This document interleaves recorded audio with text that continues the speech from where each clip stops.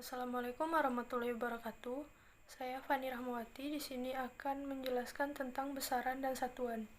Di sini pembahasan pertamanya adalah besaran. Jadi, besaran merupakan sesuatu yang dapat diukur dan dapat dinyatakan dengan bilangan ataupun satuan. Misalnya panjang, luas, volume, dan kecepatan. Berdasarkan Sistem Internasional atau SI, besaran dapat dikelompokkan menjadi dua, yaitu yang pertama besaran pokok, yang kedua adalah besaran turunan. Adapun berdasarkan cara memperolehnya, besaran dapat dikelompokkan menjadi dua juga, yaitu yang pertama besaran fisika dan besaran non-fisika. Nah, pembahasan selanjutnya adalah satuan.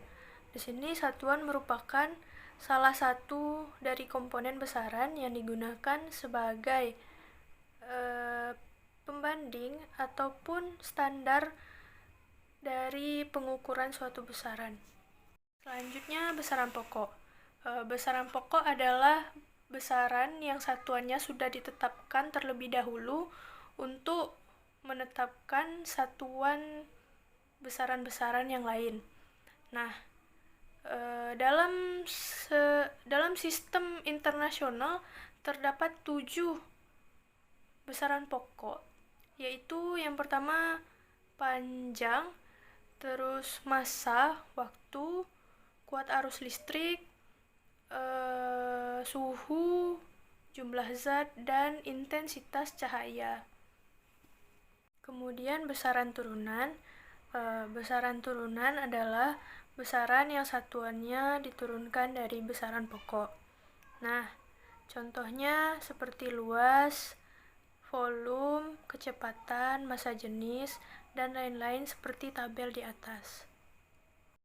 Berikutnya adalah pengukuran. Pengukuran merupakan proses mengukur suatu besaran, yaitu membandingkan nilai besaran yang sedang diukur dengan besaran lain sejenis yang digunakan sebagai acuan. Berikut ini adalah jenis-jenis dari pengukuran, yaitu yang pertama pengukuran panjang.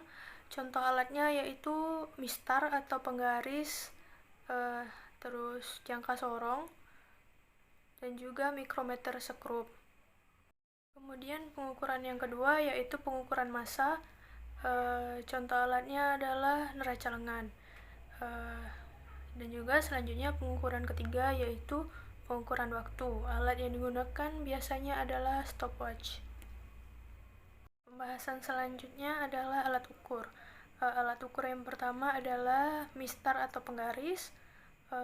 Mistar ini dapat mengukur panjang suatu benda dengan skala terkecil yaitu 1 mm atau 0,1 cm. Dengan ketelitiannya adalah 0,5 mm atau 0,05 cm. Alat ukur selanjutnya adalah jangka sorong. Jangka sorong ini biasanya digunakan untuk mengukur panjang suatu benda. Jangka sorong ini ketelitiannya sekitar 0,1 mm atau 0,01 cm.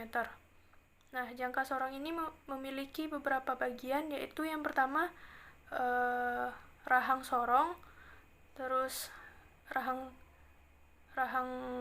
tetap, dan juga skala utama. Alat ukur selanjutnya adalah mikrometer skrup.